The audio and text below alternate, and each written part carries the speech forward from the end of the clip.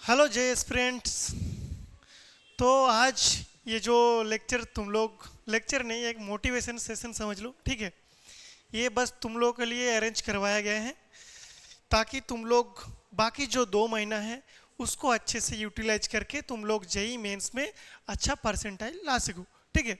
तो पहले मैं मेरा खुद का इंट्रोडक्शन दे देता हूँ, ठीक है। तो मेरा नाम है राजीव लोचन मेहता एंड मैंने जो मेरा मास्टर्स इन मैथमेटिक्स कंप्लीट किया है वो एनआईटी राउरकेला से, ठीक है। तो आज ये जो सेशन है ये मोटिवेशन सेशन है, ठीक है। तो ये जो 2 महीना बचा है हमारा IIT JEE 2026 जनवरी अटेम्प्ट के लिए स्पेशली मैं बात कर रहा हूँ, क्योंकि सारे बच्चे मोस्टली जनवरी के लिए ही अभी फोकस्ड हैं। और कुछ बच्चे ऐसे होंगे जो कि 1 साल से तैयारी कर रहे हैं, 2 साल से तैयारी कर रहे हैं, 11 से कर रहे हैं, कुछ बच्चे ड्रॉप लिए हैं, ठीक है। तो कुछ बच्चे हैं कि पहले से प्रिपरेशन कर रहे थे, वो लोग अच्छा पढ़ रहे हैं, बहुत अच्छी बात है। तुम लोग बस अभी टेस्ट पे ध्यान दो, टेस्ट पे अगर गुड अच्छा मार्क्स आ रहा है तो बस अभी तुम लोग प्रैक्टिस और रिवीजन पे फोकस करो। कुछ बच्चे हैं जो कुछ महीने तो सीरियस थे, लेकिन अभी जितना दिन जा रहा है डिमोटिवेट फील कर रहे हैं कि मेरा हो नहीं रहा, क्या पढूं, समझ में नहीं आ रहा, दिमाग अभी तुम्हारा ब्लैंक हो चुका है, ठीक है। और कुछ बच्चे हैं जो बोर्ड्स पे अगर फोकस कर रहे थे या अभी तक तैयारी शुरू ही नहीं की है। तो 3 टाइप्स ऑफ स्टूडेंट्स इस दौर में हैं अभी। इस जेई एक्सपीरियंस के अंदर 3 टाइप के बच्चे अभी अवेलेबल हैं। तो हम अभी उनके बारे में बात कर रहे हैं जो थोड़ा पढ़े हैं, जिनको थोड़ा 11th 12th के बारे में नॉलेज है, या जिन्होंने अभी तक पढ़ाई स्टार्ट नहीं की। मेनली उन लोगों के लिए ये सेशन मैं रिकॉर्ड कर रहा हूँ, ठीक है। तो हमारे पास बचा है बस 2 ही महीना बचा है, और हमें जो स्कोर है हमें फोकस इस पे करना है, फोकस 99 परसेंटाइल के ऊपर ही करना है, तभी जाके कुछ हो पाएगा। लेकिन तुम अगर पहले ही सोच लो मुझे जस्ट क्वालिफाई करना है, कुछ नहीं चाहिए सर, मुझे बस नॉर्मल कुछ भी गवर्नमेंट कॉलेज मिल जाए या कुछ भी मिल जाए तो मेरा ठीक है, ऐसा नहीं। मुझे पहले से ही फोकस्ड मेरा 99 परसेंटाइल के ऊपर ही करने हैं, ठीक है। चाहे तुम अभी तक कुछ पढ़े हो नहीं पढ़े हो, उससे मुझे कुछ फर्क नहीं पड़ता। हम आज से स्टार्ट करेंगे, अभी से स्टार्ट करेंगे, और तुम्हें यहाँ तक गाइड करते चलेंगे तुम्हें कैसे ये नंबर या परसेंटाइल तुम ला सकते हो। तो हम इसके ऊपर बहुत रिसर्च किए हैं। पहले बात तो ये ईयर वाइज जो परसेंटाइल 99 परसेंटाइल आते हैं, कितने मार्क्स पे आते हैं, हर साल का जो मार्क्स है, ये वाला हमारा मार्क्स है, ठीक है। ये वाला जो पार्ट है ये हमारा मार्क्स का पार्ट है, ये मार्क्स है, ये पूरा ही मार्क्स है, ठीक है। तो 2023 में 99 परसेंटाइल कितने मार्क्स पे आ रहा था? अप्रोक्स 155 से 169 तक, 155 से 169 तक याद रखो। नेक्स्ट हमारा 156 से 195 तक 99 परसेंटाइल आ रहा था 2024 में। 25 में क्या हुआ, नंबर थोड़ा डाउन हुआ, 148 से 200 तक हमारा जा रहा है। तो मतलब हाईएस्ट मार्क देखो, हाईएस्ट मार्क के ऊपर तो हमें अभी 2 महीने के अंदर हम हाईएस्ट मार्क तो उतना ला नहीं सकते, लेकिन तुम अगर मिनिमम नंबर के ऊपर अगर फोकस करोगे तो 150 से 160 के अंदर ही तुम्हारा 99 परसेंटाइल बन सकता है। इसमें किसी का कोई शिकायत? अब देखते हैं हम सब्जेक्ट वाइज। हम देख लिए ईयर वाइज कितना कट ऑफ जा रहा है कि 150 मार्क्स मुझे लाने हैं, लेकिन बच्चा मेन किस किस सब्जेक्ट में ज़्यादा मार्क्स ला रहे हैं? फिजिक्स और केमिस्ट्री में। देख लो इन दोनों में हमेशा हाई है। मैथ्स में चाहे तुम जनवरी सेशन की बात करो, चाहे तुम अप्रैल सेशन के बारे में बात करो, दोनों में मैथ्स में नंबर जो है कम ही आ रहे हैं। तुम्हारा मेन फोकस किस पे होना चाहिए फिर? फिजिक्स और केमिस्ट्री में, क्योंकि इन दोनों में मार्क्स ज़्यादा आ रहे हैं ना। जहाँ मार्क्स ज़्यादा आएंगे मुझे उसी को ज़्यादा इंपॉर्टेंस देना पड़ेगा ऑब्वियसली। जहाँ मुझे फोकट का मार्क्स मिल सकता है मैं उस पर ज़्यादा काम करूँगा ना। तो यही तो होता है स्मार्ट स्ट्रेटेजी, क्योंकि अभी हमारे पास टाइम कम है, हमें दिमाग से काम चलाना पड़ेगा। अभी अगर मैं मैथ्स को अगर मैं 100 में से 100 लाने की कोशिश करूँगा तो नहीं हो पाएगा, चाहे मुझे मैथ्स कितना भी पसंद हो। उसके लिए तो फिजिक्स केमिस्ट्री सेक्रीफाइस करोगे, उसके चक्कर में तुम्हारा मैक्सिमम जो मार्क्स था गायब हो जाएगा। तो हमें फिजिक्स केमिस्ट्री पे बहुत ज़्यादा फोकस करने, क्योंकि यहाँ पे मार्क्स आप बच्चे ला रहे हैं, पिछले कई सालों से ला रहे हैं, तो तुम भी ला सकते हो। तो मेरा मेन फोकस हो गया फिजिक्स और केमिस्ट्री में, जहाँ बच्चे ज़्यादातर स्कोर ला रहे हैं। उसके बाद मैथ्स में भी मुझे फोकस करना पड़ेगा, क्योंकि मैथ्स में अल्टीमेटली मार्क्स तो मुझे मैथ्स में भी लाने हैं ना। तो मिनिमम इतने मार्क्स मुझे चाहिए। तो इसमें अगर एवरेज 40 के अराउंड मान के चलो, 40, और इन दोनों में 65 एवरेज मान के चलो। अगर तुम्हारा केमिस्ट्री अच्छा है तो तुम केमिस्ट्री में 70 लाओ, उसमें तुम फिर 60 लाओ, कोई दिक्कत नहीं है। नंबर थोड़ा अप और डाउन तो तुम्हारे प्रेफरेंस में भी जाता है कि कहाँ, और शिफ्ट के हिसाब से क्वेश्चन चेंज होता रहता है। मान लो जनवरी शिफ्ट में फिजिक्स का क्वेश्चन टफ आ गया, अप्रैल शिफ्ट में केमिस्ट्री का क्वेश्चन टफ आया, तो ऐसा होता रहता है। तो जेन्युइनली तुम्हें तीनों पे अच्छे फोकस करके जाने हैं, तीनों पे अच्छा अपना पकड़ बना के रखने हैं, ताकि हमारे जो मेन जितना मुझे चाहिए ही चाहिए मार्क्स वो ना खोए। ठीक है, कुछ कुछ होते हैं कि सीधा फॉर्मूला बेस आ गया, अगर तुम पढ़ के नहीं गए तो जाहिर सी बात है उसमें तुम्हारा नंबर खो जाएगा। ठीक है, तो हमें तीनों पे मेनली अभी तीनों पे बराबर फोकस करने हैं, और कितने कौन से सब्जेक्ट में कितना मार्क्स लाने हैं वो तो डिपेंड अपॉन क्वेश्चन होता है, उसमें हम कुछ नहीं कर सकते। लेकिन मुझे जो एवरेज मेरा नंबर है, एवरेज नंबर मुझे जितने लाने हैं 155 और 150 और उसके अबव। ठीक है, उसके अबव तुम ले आओगे, तुम्हारा परसेंटाइल अच्छा खासा बन जाएगा, तुम्हें अच्छा खासा कॉलेज मिल जाएगा। ठीक है, ये तो हो गया इन सब बारे में। अब बात करते हैं हम मैथ्स। मैथ्स के जो इंपॉर्टेंट चैप्टर है, तो हमें एट द एंड क्या करना है, मार्क्स लाने हैं। तो इसके लिए हमारे पास जो 2 मंथ का स्ट्रेटेजी होना चाहिए, 2 मंथ्स वाला स्ट्रेटेजी। ठीक है, 2 मंथ का स्ट्रेटेजी क्या होना चाहिए, अभी तुम्हें देखना पड़ेगा वन शॉट वीडियो। जिन लोगों ने अभी तक अपना सिलेबस ही कवर नहीं किया है, वन शॉट वीडियो प्लस उसका नोट्स बनाओ। नोट्स रिवीजन रेगुलर बेसिस पे होना चाहिए, रेगुलर, चाहे तुम सोने से पहले रिवीजन करो या सोने के बाद उठ के सुबह जल्दी रिवीजन करो, लेकिन रिवीजन मस्ट मैंडेटरी है। अभी तुम्हें 2 महीने तक पढ़ना ही पढ़ना है। लास्ट जो हमारा क्वालिटी आ जाता है मेन नंबर, PIQ, इन 3 चीज़ों को तुम्हें अभी मेन फोकस करने हैं।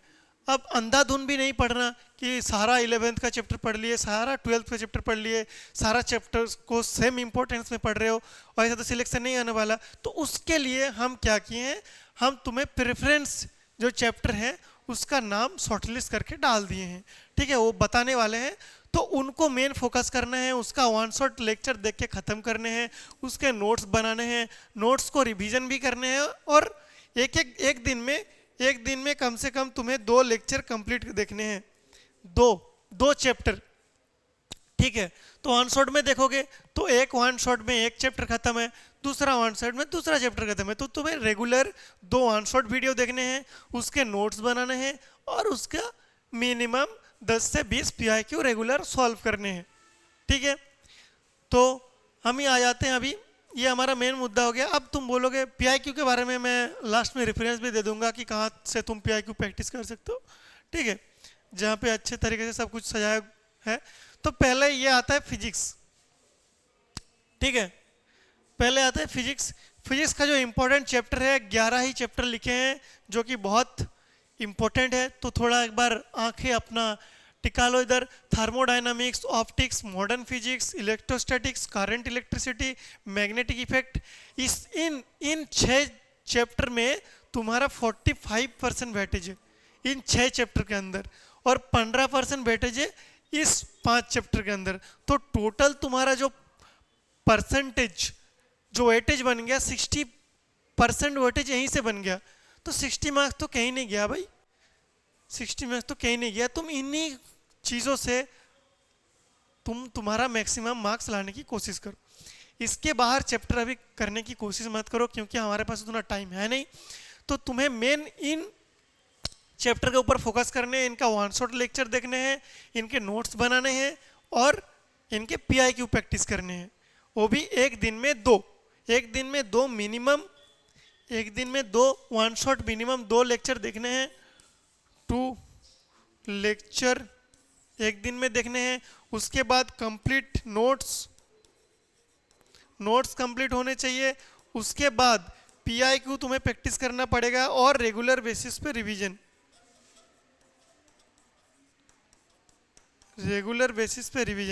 ये सारा चीज़ मैंडेटरी है।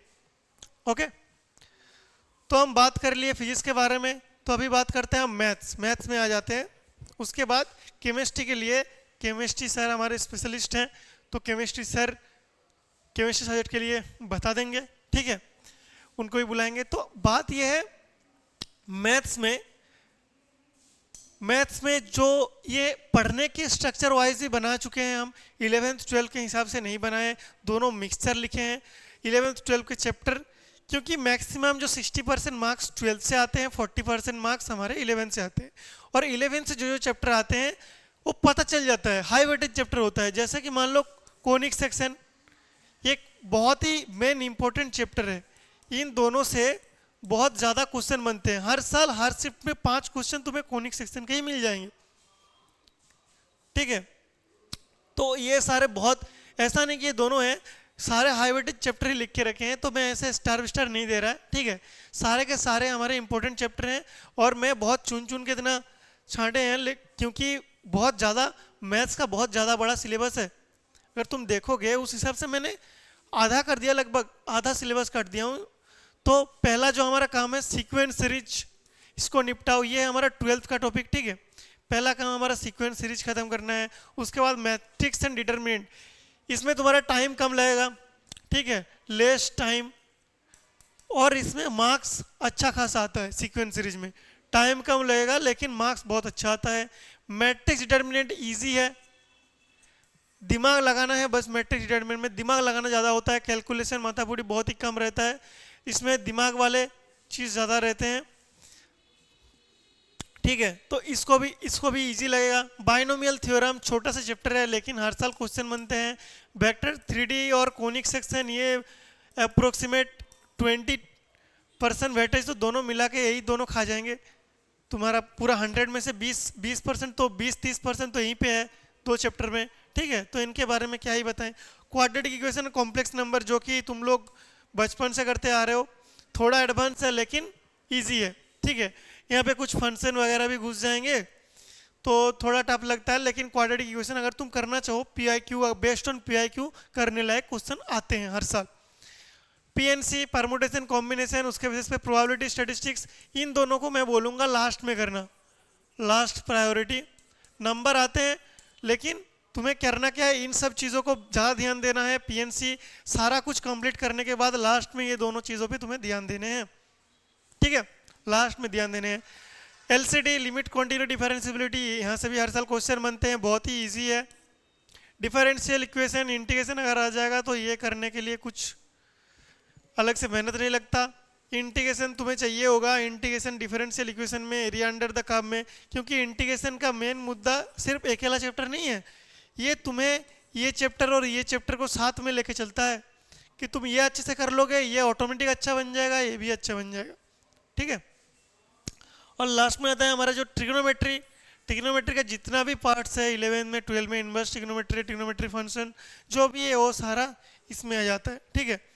तो ये तुम्हारा मेनली इम्पोर्टेंट जो चैप्टर थे, सारे का नाम मैंने बता दिए, मैथ्स और फिजिक्स का। और केमिस्ट्री सर थोड़ी देर में तुम लोगों को उसके बारे में बताएंगे। और कुछ छूट तो नहीं गया, मार्क्स वार्क्स सब बता दिए लगभग। चलो अब तुम लोगों को बाकी जो है सर बताएंगे।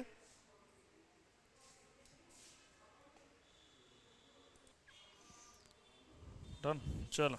हाँ भाई, आप लोगों ने देख लिया होगा फिजिक्स और मैथ्स का। अब आते हैं सीधा केमिस्ट्री पे, ठीक है।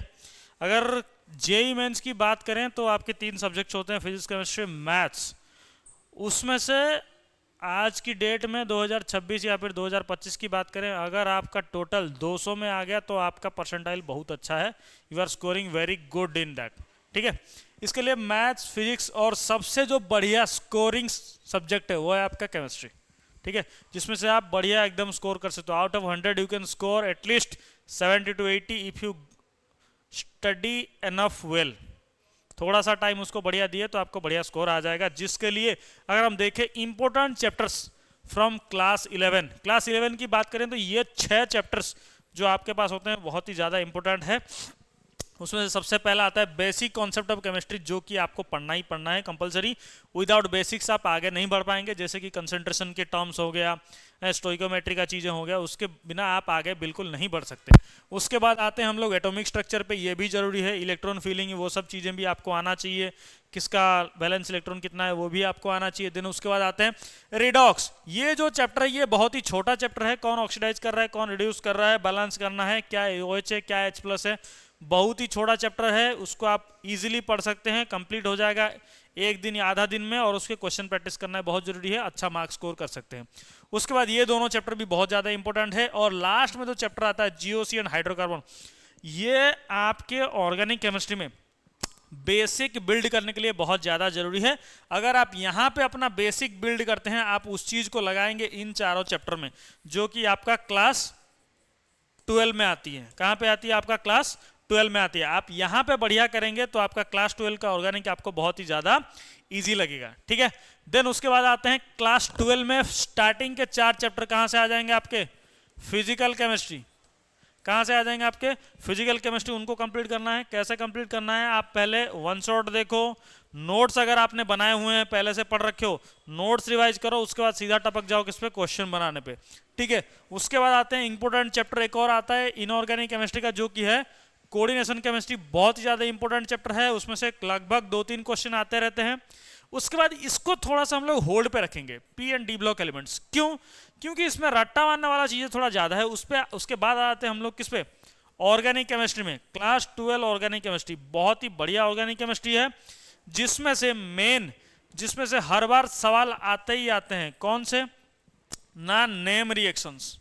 किसमें से? Name reactions. नेम रिएक्शन से पक्का सवाल हमेशा से आते ही रहते हैं। उसके लिए आपको क्या करना है?